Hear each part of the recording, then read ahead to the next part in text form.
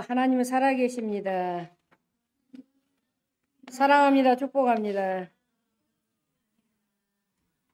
날씨가 정말 덥지요. 더워서 진짜 몸 관리하지 않으면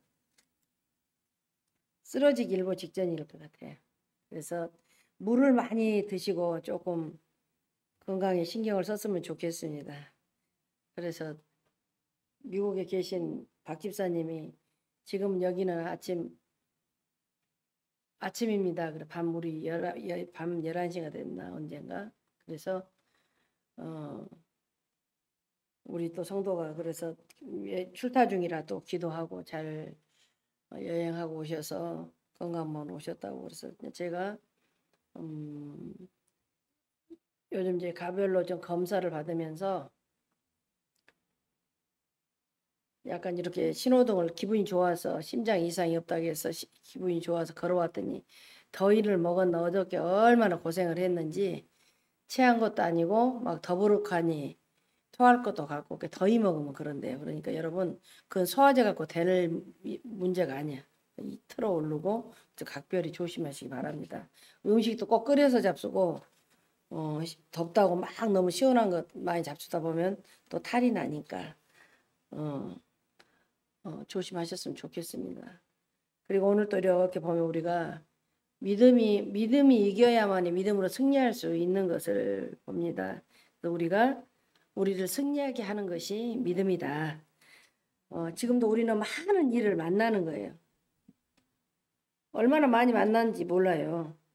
그때 어려운 일이 만날 때마다 지금 무엇이 필요하냐면 믿음이에요. 믿음. 그래서 믿음은 우리 사람들을 지탱해주고 그 다음에 중심을 잡아서 주고 생명을 공급해주는 일종의 뿌리라고 보면 되겠어요. 그래서 뿌리가 잘 박혀져야만이 이렇게 잘 자랄 수 있듯이 믿음이 잘 지금 박혀져야 뿌리를 내려야만이 이렇게 갈 수 있어요. 그래서 우리가 믿음으로 승리하기를 날마다 원하지만 그래서 믿음으로 승리하고 열매 맺기를 원한단 말이에요. 그래서 우리는 어떤 믿음을 가져야 되냐 이게 생각이 들어서 욥기에서 이 욥기 보면서 내가 이제 이게 딱 보면서 마태복음 14장이 생각이 난 거야. 베드로에서 하나님이 풍랑이 일어난 대풍이 일어난다고 그러잖아요. 여기서도 19절에 이제 옛날 것은 대풍이 나오는 거예요. 이게 고난이. 그래서 오늘 말씀을 욥기로 가지만 또 이제 비슷한 사건으로 갈릴리 바다에서 풍랑 사건을 만난 배경으로 이렇게 한번 가보면 갈릴리 바다에 베드로가 변함없이 이제 예수님 없는 바다에서 이 베드로가 처음에 바다에서 풍랑 때문에 바닷속에 빠졌어. 그런데 예수님이 손을 잡고 일어나는 강명을 볼 수 있어요. 그것은 믿음 때문이었다. 오늘 우리에게는 믿음이 필요한 거예요. 우리에게 어떤 믿음이 필요하냐면 그 믿음이 우리에게 어떤 또 승리를 주냐면 믿음은 풍랑 속에서 생기는 거예요. 어려움 속에서 생기는 거야. 욥도 그러듯이. 그래서 먼저 베드로가 빠진 갈릴리 방향 상향을 보면은 갈릴리 바다는 굉장히 아름답고 물고기도 많고 주변의 환경도 좋고 아름답고 항상 있는 것이 풍랑이래. 그렇게 좋은 곳이 보기도 좋고 막 물고기도 있고 아름다운데 풍랑이 계속 항상 일어난대요. 그래서 갈릴리 바다의 풍랑은 낮은 곳이기 때문에 자주 일어난대요. 그래서 우리가 늘 봤을 때 지금 계속 풍랑 때문에 고생한 그런 이야기가 나온 거 보면은 갈릴리가 그렇게 나오면 이때가 겨울이구나. 그래서 11월에서 2월까지 이렇게 그런 일들이 많이 일어난다고 그래요. 문제는 갈릴리 바다에 있으면 여름이든 겨울이든 바람은 항상 이렇게 불게 되어 있다는 것이에요. 오늘 마태복음 14장 24절에 보니까 배가 이미 육지에서 소리나 떠나서 바람이 거스림으로 물결로 말미암아 고난을 당하더라. 이렇게 예수님은 이렇게 만나기 전에 산에 가서 기도하시고 제자들은 지금 예수님 없이 배를 탔다가 풍랑을 만난 사건을 볼 수 있어요. 그래서 질문은 그거예요. 항상 치는 풍랑을 어떻게 해야 할 것인가. 그래서 우리가 갈릴리 바다 풍랑도 마찬가지잖아요. 그래서 풍랑이 중요한 것이 아니라 풍랑을 보게 되면 풍랑을 통해 무엇을 배우느냐가 굉장히 중요해요. 베드로는 결국 이 풍랑을 통해 무엇을 얻었습니까? 믿음을 얻었어요. 그래서 우리가 행복은 사물을 바라보는 방식에 달려 있는 것이 아니라 행복은 사물 자체가 아니라 사물을 보는 방식에 달려 있다는 거예요. 그래서 우리가 지금 베드로의 믿음이 책상머리에 뭐 그 책상머리에서 얻은 것이 아니야. 예수님이 뭐 교실에서 뭐 베드로에게 믿음이 무엇이냐고 이렇게 가르친 것도 아니란 말이에요. 베드로는 풍랑치는 바다에서 믿음을 얻은 거예요. 그래서 우리가 일상생활을 봤을 때 믿음은 우아한 우리가 성경 공부 시간에 막 은혜로운 예배 시간에 얻어진 것이 절대로 아니란 말이에요. 어떠한 우리 인생 살면서 고난을 통해서 어려움을 통해서 이런 것들이 이제 믿음이 얻어진대. 믿음이 얻는 가장 좋은 방법이 풍랑치는 갈릴리 바다의 현장이란 말이에요. 베드로가 그 현장에 가서 예수님 없을 때 막 그물을 던져서 풍랑이 이렇게 어려움이 와서 의지하고 예수님 의지하고 풍랑이 잠잠한 사건도 볼 수가 있어요. 그래서 오늘 딱 봤을 때 욥기가 딱 한 가지 주제가 있어요. 고난이요, 고난. 오늘 욥기가 고난이다. 그래서 세상에 많은 책과 논문이 있지만 오직 고난에 대해서 깊이 생각하게 하는 것은 책은 이 욥기밖에 없어요. 성경에서 욥기밖에. 그래서 우리가 책을 펼치면 동방의 의인 욥이 고난을 당해. 그것도 세 가지를 갑자기 당하잖아요. 욥기서를 보면은 먼저 사막의 깡패들이 와가지고 막 들이닥쳐갖고 욥의 키우는 모든 이게 소나 말 나귀들을 칼로 죽이고 빼앗아 가버려요. 이런 사람들이 그래서 조금 있다 갑자기 태풍이 불더니 욥의 아들 딸들을 몰살시켜버려요. 그 태풍으로 인해 가지고 그 다음에 마지막에 믿었던 아내마저 아내마저 이제 욥의 곁을 떠나 죽는 사건이 이 큰 사건이 세 가지가 욥의 고난을 당합니다. 정말 우리가 이렇게 살 수 없을 정도로 이런 고난을 당해. 왜 이런 갑작스런 일이 욥에게 일어난 것인지 우리는 아무도 몰라요. 그때 욥을 위로하기에 이에서 찾아온 친구들이 셋이 있잖아요. 엘리바스, 빌닷, 소바리. 이들은 욥을 위로하려고 멀리서 왔지만 결국 욥을 더 힘들게 했단 말이에요. 그래서 고난에 대한 이야기가 달랐잖아요. 그래서 세 친구와 욥이 고난을 어떻게 이해했는지 우리가 알기 쉽게 좀 풀어보면 먼저 엘리바스는 욥 네가 이런 일을 당한 것은 너의 믿음이 없었기 때문이다. 이렇게 얘기해. 엘리바스가 잘 믿었다면 이런 일이 생기지 않았겠느냐. 그래서 엘리바스는 욥이 고난당한 것은 욥이 제대로 예수를 믿지 않았기 때문이다. 네가 뭔가 모범적인 생활을 했다면 절대 이런 일은 일어나지 않을 것이다. 이렇게 엘리바스는 얘기를 해. 두 번째 친구 그래서 욥기 4장 7절에 생각하여 보라. 죄 없이 망한 자가 누구인가 정직한 자의 끊어짐이 어디 있는가 이렇게 얘기한다고. 그래서 욥이 고난 당한 것은 죄 짓고 잘못 믿었기 때문이라고 이렇게 말을 해. 그런데 어떻습니까? 우리가 세상에서 고난을 당하는 것이 꼭 우리가 잘못 믿어서가 절대로 아니라는 얘기예요. 그러면 잘 믿었으면 고난이 없었겠다. 그렇다면 바울은 왜 고난 당했고 예수님 왜 십자가 죽었습니까? 우리는 모르잖아요. 그래서 엘리바스가 그렇게 욥 네가 예수를 잘못 믿었기 때문에 이런 일이 있었다고 이렇게 해요. 그 다음에 줄 때 빌닷이라는 친구가 빌닷이라는 친구는 또 이렇게 얘기를 한다면 생각한단 말이야. 내가 당하는 이 고통은 욥 네가 지은 죄의 결과다. 자업다득이다. 이렇게 얘기한단 말이야. 미칠 지경이죠. 그래서 너는 고난을 당할 수밖에 없고 너희가 할 수 있는 일이라고는 잘 참는 일이다. 이렇게 빌닷의 생각은 욥의 고난이 욥의 죄에서 왔다는 것이고 응가응보라는 것이에요. 욥기서 8장 3, 4절에 하나님 어찌 정의를 굳게 하시겠사오며 전능하신 이가 어찌 공의를 이렇게 굽혀서 하시겠느냐.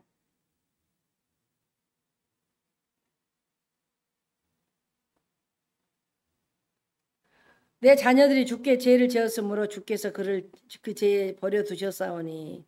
하나님은 우리 죄를 심판하신데, 그러나 하나님은 우리를 심판하기에 죄짓기만 기다리고 그러지는 않는다. 우리를 혼내려고 정죄하는 것은 절대 하나님 뜻일까요? 절대 그러지 않잖아요.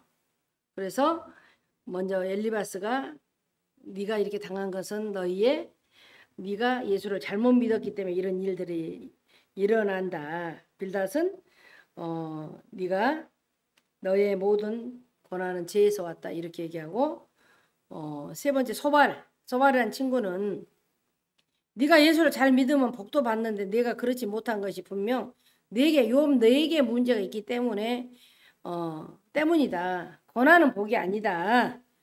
소발의 생각은 요즘 말하는 소위 성공주의 신앙을 대표합니다. 믿는 사람은 당연히 복을 받아야 하는데 고난은 복이 아니기 때문에 믿는 사람에게 절대 일어나서는 안 된다는 것이라고 이렇게 얘기한단 말이에요.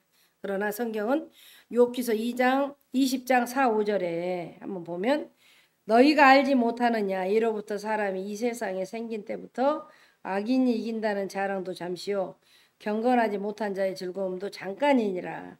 믿는 사람이 복을 받는 것은 맞지만 그러나 고난은 복이 아닙니까? 절대 그런 거 아니잖아요. 고난이 하나 없어도 복을 받는 그렇지 않아요. 그래서 이렇게 세 친구들이 말할 때 욥이 대답하는 거야. 엘리바스는 네가 제대로 믿지 않았기 때문에 신앙생활 잘못해서 이런 어려움이 왔다. 빌닷은 고난을 당한 것은 네가 죄 때문에 네 죄 때문에 죄를 지었기 때문에 이렇게 어려움이 왔다. 소발은 이 고난은 복이 아니다고 그래. 잘 믿으면 저기 하는데 고난은 복이 아니기 때문에 이런 생각들을 가져 있다는 이렇게 말했을 때 욥이 대답한단 말이에요. 욥기 23장 10절에 나의 가는 길을 오직 그가 아시나니 그가 나를 단련하신 후에는 내가 정금같이 나오리라. 이 말씀은 23장 10절 말씀은 욥기서의 주제고 결론이란 말이에요. 결론. 하나님이 우리의 길을 다 아신다는 것이야. 그리고 그 길에 항상 고난은 있다는 얘기입니다. 하나님은 우리가 믿기 때문에 고난이 없다거나 고난이 없어야 좋은 믿음이라 고난이 있는 것은 우리가 잘못 믿었기 때문이라고 절대로 말씀하지 않았습니다. 좋은 믿음은 고난이 없는 믿음이 아니라 고난을 하나님 눈으로 바라보는 것이 믿음이에요. 믿음. 그러면 어떻게 바라봐야 되느냐? 고난을 통해서 우리를 정금같이 연단하시는 하나님의 눈을 봐야 돼. 고난을 피하는 믿음이 아니라 고난을 이겨내고 하나님의 영적인 군사가 되는 믿음. 인생에는 우리가 여러 가지 잡석도 있고 보석도 있지만 잡석은 하나님이 없는 돌이야. 잡석은 보기는 괜찮아도 때려보면 산산이 부서져 아무것도 남지 않아. 보석은 고난을 통해서 단련한 정금 같은 믿음이란 말이에요. 그래서 고난은 우리가 잘못 믿어서 오는 것이 아니라 죄 때문에만 오는 것도 아닙니다. 고난은 복이 아닌 것도 아니란 말이에요. 고난을 통해서 믿음이 생기고 그 믿음이 연단되면 정금같이 되는 거예요. 그래서 우리가 베드로가 풍랑치는 갈릴리 바다에서 믿음을 얻었듯이 욥이 고난 속에서 정금 같은 믿음을 얻었듯이 우리의 인생의 고난을 통해서 우리도 인생의 고난을 통해서 정금같이 된다는 것을 믿어야 될 줄로 믿습니다. 그러면 그 고난이 어떻게 정금같이 될 것인가? 믿음은 우리가 기도로 강해지는 거야. 베드로가 풍랑 속에서 믿음을 얻었다고 풍랑이 자동적으로 우리의 믿음이 자라게 하는 것은 절대적으로 아니에요. 믿음은 풍랑에서 생겨나고 기도를 통해서 자란단 말이에요. 오늘 말씀에서 예수님을 우리가 주목해 보면 제자들이 갈릴리 바다에서 풍랑을 만나기 전에 예수님이 어디로 가셨습니까? 예수님은 마태복음 14장 23절에 보면 무리를 보내신 후에 기도하러 따로 산에 올라갔어요. 저물며 거기 혼자 계시더라. 그래서 이런 풍랑이 일어나기 전에 예수님이 먼저 산으로 이렇게 기도하러 가셨단 말이에요. 그래서 예수님은 산으로 가신 거예요. 그래서 그 전에 보면 예수님이 제자들을 재촉해서 함께 가기를 원하셨는데 이제 재촉했다면 강권했다 이런 뜻이야. 예수님이 제자들을 강권했음에도 불구하고 제자들은 그냥 배를 탄 거예요. 풍랑 배를 타. 예수님은 산에 올라간 목적이 무엇입니까?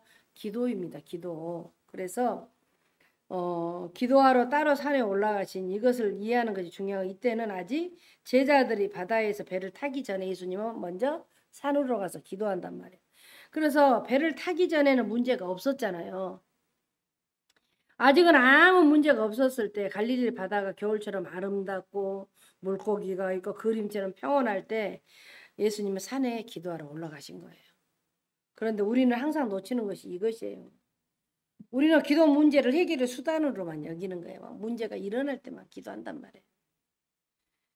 기도를 문제가 생기면 부르짖는 여러한 사후 약방 그런 정도로만 기도한 게 아니라, 물론 기도는 문제도 해결해 주지만 풍랑을 만난 바다에서 살려달라고 외치며 하나님 분명히 우리를 살려줄 것이란 말이에요. 그러나 문제가 없을 때, 아직은 갈릴리 바다가 잔잔할 때 기도하는 것이 더 중요하다는 얘기야. 우리가 지금 행복하고 정말로 어떤 일이 없을 때 기도하는 것이 예수님 방법이에요.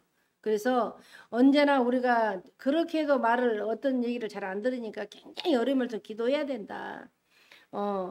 그렇게 하나님께서 말씀한 부분이 많이 있어요. 그래서 기도는 고통의 예방약이에요. 예방약. 기도한다고 고통이 없어지지 않지만 기도하면 고통을 이길 수 있는 거예요. 기도하면 정말 우연처럼 보이지만 기적들이 일어나는 거예요. 기도하지 않으면 절대 기적도 일어나지 않아요. 기도는 문제를 해결하지만 기도가 꼭 문제 해결을 위해서만 있는 것은 아니에요. 문제 해결을 위해 기도하면 이미 때는 늦어요. 평소에 기도해야 돼. 평소에 말씀 보기도. 풍랑을 만난 제자들의 당황함과 예수님의 담대함이 차이가 어디 있었냐면 기도에서 오는 거예요. 기도에서. 제자들이 무서워하며 소리질러 마태복음 4장 27절에 보면은 예수께서 이르시되 안심하라. 내니 두려워 말라고. 내가 예수니 너희들 제자들에게 두려워하지 말라고 그래요. 그래서 이게 기도의 차이에서 오는 거예요. 예수님은 산에 올라가 기도했고 제자들은 바로 바다로 갔었고, 그 차이란 말이에요. 예수님과 제자들의 우리가 기도의 차이가 있어요. 예수님은 사전에 기도했고 지금 제자들은 사후에 기도하게 된단 말이에요. 어떤 일이 벌어진 다음에 기도해. 예수님은 전에 기도하고. 그래서 예수님은 풍랑 일어나기 전에 기도했고 제자들은 풍랑 일어난 후에 기도했단 말이에요. 그래서 예수님은 풍랑을 일어나지 않기 위해 기도했고 제자들은 풍랑을 잔잔케 해달라고 기도했어. 그러면 우리가 제자들은, 베드로나 이렇게 보면 제자들이 문제 해결을 위해서 기도해. 예수님은 하나님 아버지와 관계에서 교제를 위해서 기도했단 말이에요. 그래서 우리는 제자들이 이기할 때 기도한 것이 우리의 모습이잖아. 우리의 모습. 그래서 예수님은 매일 기도한 거예요. 그래서 우리가 지금 매일 기도해야 돼. 제자들은 일이 있어도 기도했고 예수님은 하나님을 사랑해서 기도했단 말이야. 그래서 우리도 그렇게 해야 돼. 내가 하나님을 사랑하기 때문에 이렇게 기도한 자. 그래서 예수님 하나님을 아버지를 우리 신약성이 170번이나 불렀다고. 매일 하나님 아버지와 교제하며 산 것이란 말이야. 그래서 이렇게 쭉쭉 봤다. 사도행전 바울도 일생 중이로부터 3번이나 두려워 말하는 음성을 들어요. 그래서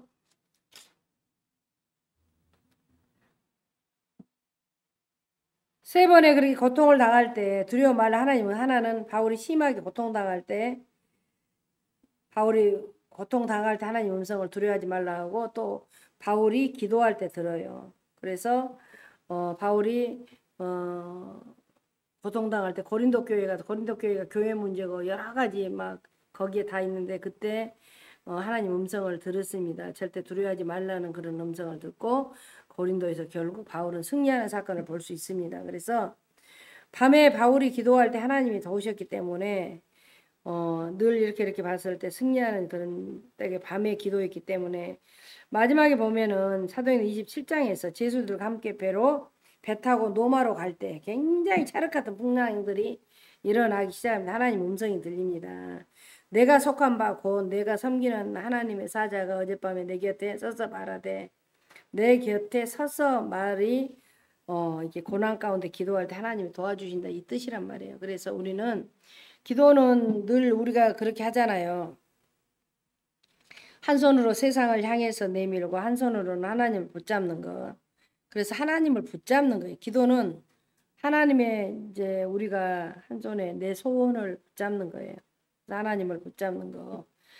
절대로 우리가 봤을 때 먼저 하나님 손에 붙잡는 자가 되어야지 이것이 믿음이라면. 그래서 믿음은 기도를 낳고 기도는 믿음을 강하게 해준단 말이에요. 그래서 우리가 믿음은 풍랑 속에서 생기고 그다음에 믿음으로 우리가 이제 승리하게 믿음으로 기도하면 승리하는 사건들을 볼 수가 있단 말이에요.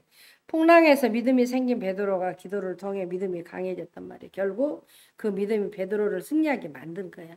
그래서 우리가 베드로나 12제자를 우리가 봤을 때 우리 모습이다. 예수님이 어떤 일이 일어나지 않을 때는 미리서 기도한 거예요. 그래서 우리가 자녀를 놓거나 누구나 놓고 미리서 기도하는 거예요. 다 기도로 축적을 해놓은 거예요. 그렇게 해야지 어떤 어려움 우리 인간이 얼마나 반짝 세일을 잘하는지 어려움에 닥치면 기도하는 사건들이 너무 많잖아요. 이제 여러분들이 성장했다면 꾸준하게 기도하는 거야. 그냥 기도로 어떤 일이 닥치든 안 닥치든 이렇게 기도하는 거예요. 그래서 우리에게 늘 말씀하신 것들은 베드로가 제자들이 풍랑 때문에 막 두려워 떨고 있을 때 주님이 나타나서 그때 말씀하시는 거예요. 예수께 즉시 이르시라 안심하라 내니 두려워 말라 그래. 풍랑이라 걸으신 분 예수님 것을 알고 베드로는 담대해진 거예요. 그 담대함은 행동으로 이렇게 나타나자. 배에서 물 위로 걸어오는 이런 사건들, 베드로가 풍랑 속에 물 속에 빠져가자 이렇게 즉시 이렇게 일어난 주님께서 지체하지 않고 우리는 이것을 기억해야 돼. 주님이 모든 것을 다 해줄 수 있으나 믿음의 행동은 우리가 해야 하는 거예요. 주님께서 그냥 믿음의 행동이 뭐냐? 우리가 기도하는 거야. 믿음의 행동이 바로 기도하는 거예요. 그래서 예수님은 물에 빠진 베드로를 위해 모든 것을 할 수 있지만 예수님 베드로가 스스로 믿음이 일어나기를 원하셨단 말이에요. 내가 너희들 도와줄게. 너희들 그러니까 나를 도와줄게. 나를 의뢰하고 내 앞에 이렇게 기도하라는 거야. 하나님을 경외한 마음으로 기도하는 거예요. 하나님 믿고. 그래서 이렇게 우리 신앙생활은 마술이 아니잖아요. 절대 마술이 아니에요. 가만히 있어도 하늘에서 장대비가 쏟아진 것이 아니에요. 가만히 있어도 대학에 막 붙고 가만히 있어도 사업이 막 잘 되고 가만히 있어도 교회가 붙고 이런 게 아니란 말이에요. 믿음은 예수님을 바라보고 풍랑 속에 몸을 던지는 것이라는 말이에요. 물에 빠지기를 두려워해서는 물에서 나올 수가 없어요. 기억해야 돼요. 해야 된단 말이에요. 베드로가 물에 빠지기 전에 예수님 손도 내밀지 않았다는 것을 믿음은 예수님 바라보고 모험하는 것입니다. 모험이 없 성공도 없어요. 모험할 때 단 한 가지 기억해야 돼. 사실보다 진실을 보는 거예요. 진실. 우리가 사실의 세계가 있고 진실의 세계가 있잖아요. 사실의 세계 우리 눈으로 보고 손으로 만지는 현실의 세계가 사실의 세계란 말이에요. 그러나 진실의 세계는 어때요? 진실의 세계는 우리가 바라보고 소원하는 하늘의 세계, 하나님 바라보는 세계란 말이에요. 그래서 언제나 진실은 믿음은 사실을 따지지 않고 진실만 따라가는 거야. 어떻게 세상이 나를 뒤통을 때리고 어떻게 할지라도 한 분씩 하나님을 믿고 하나님을 의뢰하고 정말 경청하면서 가는 거란 말이에요. 이게 다른 부분이 있어요. 그래서 진실을 따라 처녀 마리아가 임신했을 때 천사가 나타나서 마리아에게 말해. 내가 사내를 알지 못하는데 어찌 그런 일이 일어날 수 있겠냐고 이렇게 얘기해요. 내가 그러면 처녀가 아이를 낳지 못한다는 사실은 사실이잖아. 처녀 마리아가 너 사실을 믿지 않고 진실을 이 마리아가 믿은 거야. 다 사람들의 그래서 대자 하나님의 모든 말씀을 능치 못함이 없느니라. 마리아가 예수님을 잉태하기 위해서는 처녀 혼자라서는 아이를 낳을 수 없다는 과학적 사실을 믿지 않고 하나님이 함께 하시면 남자아이를 낳을 수 있다는 진실을 믿어야만 했단 말이에요. 그래서 예수님이 태어난 거예요. 그래서 사실을 믿는 사람은 과학적인 사람이고 진실을 믿는 사람은 신앙적인 사람이다. 우리가 모세 때도 그러잖아. 모세 때 12 정탐꾼이 가나안을 정탐했잖아요. 가보니 그들은 가나안 사람들에 비해 메뚜기 떼였단 말이에요. 이것이 역사적 사실이야. 그런데 여호수아와 갈렙은 역사적인 사실을 믿지 않고 하나님 말씀의 진실을 믿어서 이 10사람은 그 역사적 사실을 믿는 사람들은 죽고 하나님을 정말 진실을 믿었던 이 두 사람만 사는 사건들이 일어난 두 사람만 언제나 이 믿음이 담대한 믿음이 이렇게 일어난 부분이 될 수 있어요. 그래서 여호와께서 함께 계시면 그들의 밥이다. 10사람은 사실을 믿고 2사람은 진실을 믿어서 결과적으로 10사람들은 절대 가나안에 들어가지 못했어. 여호수아 갈렙만 딱 2사람만 들어가잖아요. 그래서 모세는 또 갈라지지 않는 홍해 바다의 앞에서 하나님이 함께 하시면 바다도 갈라진다는 말씀의 진실 앞에서 딱 믿었어. 하나님 함께 하시면 이 홍해가 갈라진다고 이 모세가 믿었어. 결국 믿음이 이겼잖아요. 여호수아도 여리고성의 난공불락 속에서도 하나님이 함께 하시면 이 성이 무너질 것이다 믿었어. 결과적으로 믿음이 이긴 거예요. 그러니까 우리나 저나 여러분이나 지금 내가 이렇게 저렇게 봐도 절대로 살기가 힘들어. 그러나 하나님이 함께 하시면 나는 잘 살 수 있고 행복하게 살 수 있고 내 자녀도 잘 될 수 있고 내 모든 이 나라 이 민족이 참 믿음의 세계로 될 수 있다고 우리는 이렇게 진실을 하나님 보고 기도하고 가야 된단 말이에요. 아멘. 그러니까 우리는 결국 믿음이 이기는 거야. 결국 내가 앞을 보고 못을 봐도 아무것도 내가 이렇게 결국 살 수가 없는데 어떻게 되느냐 이렇게 보잖아요. 그런데 우리는 지금도 이렇게 봤을 때 믿음이 이긴 거예요. 믿음이 이기지 다른 것은 절대적으로 아니라는 얘기란 말이에요. 그래서 하나님께서 저희들 지금 여름에 정말 이 더위 속에 정말 이렇게 하면 내가 죽지만 하나님 정말 이 더위가 왜 이렇게 찾아옵니까? 이 더위 속에도 시원한 마음을 달라고. 지금 우리가 예전보다 달리 이게 굉장히 이게 몇 도가 많이 올라가고 너무 덥잖아요. 그래서 이 더위 속에도 잘 하나님 내 몸을 관리할 수 있는 나에게 믿음 주시고 은혜 주셔서 갈 수 있대라고 가는 거예요. 언제나 우리가 사실보다 진실이 승리한단 말이에요. 그래서 거짓과 진실은 나중에 시간이 되면 다 밝혀진다 하잖아요. 그래서 우리는 그 혈류병 여인도 매일 피를 흘리고 죽어가고 있었잖아요. 이게 성경을 봤을 때 의사는 그에게 안정하라고 말했지만 그는 예수님께 나와 예수님 옷자락을 딱 붙들었어. 예수님 옷자락. 그 결과 나았단 말이야. 예수님 옷자락으로 내가 예수님만 의지하겠다. 정말 저분이 나를 살려주겠다. 그 믿음이 있었기 때문에 이 혈류병 여인이 치료가 된 사건들이 있단 말이야. 그래서 우리가 붙들고 믿어야 말씀 있잖아요. 우리가 이 말씀을 이렇게 봤을 때 믿고 이렇게 갈 수 있는 게 요한일서 5장 4절에 대저 하나님께로 난 자마다 세상을 이기느니라. 세상을 이김은 이것이 우리의 믿음이다 그래. 믿음. 그래서 믿음이 이긴다. 여러분들도 대단히 굉장히 믿음이 좋다고 저도 생각합니다. 열심히 이렇게 사시다가 또 주일날 힘들어도 하나님을 더 경외하고 하나님 앞에 예배하고 또 기도하고 이렇게 말씀하고 가는 자들 얼마나 이건 하나님이 전부 다 체크를 하고 계신단 말이에요. 그래서 보이지 않는 하나님이 보이지 않기 때문에 난 이렇게 하면 되지 절대 아닌 거예요. 다 보고 계신 거예요. 다 보고.